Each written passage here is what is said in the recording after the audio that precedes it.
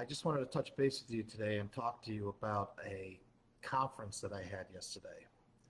Um, there were, I don't know, probably 20 people involved in this conference, and it lasted for 2 hours. It was about one individual who is really struggling to not only maintain life in the community, but also to maintain life in a highly structured program. And one of the things that struck me, and I talk about this all the time, is this group, this group of highly trained professionals was almost stymied because we didn't want to make a decision that was going to upset our mutual client. In other words, we were there as professionals to try to set a course of action to deliver the best services to her for all the right reasons.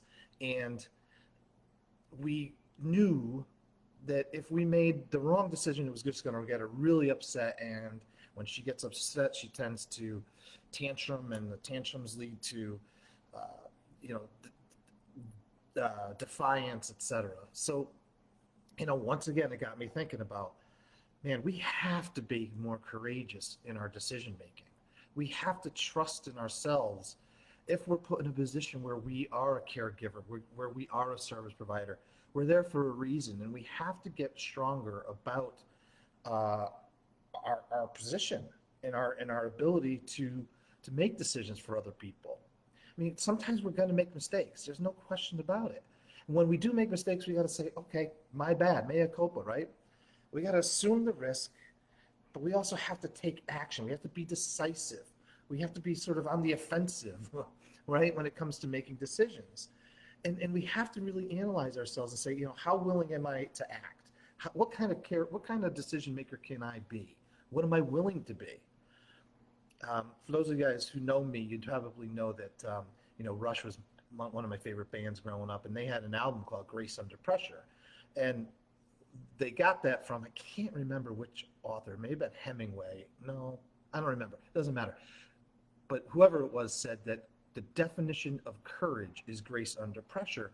And there's going to be pressure in decision making. There's going to be pressure in treatment planning. But we've got to get better at making a decision, sticking with it, and understanding the consequences. So ask yourself today, how decisive are you in your decision making?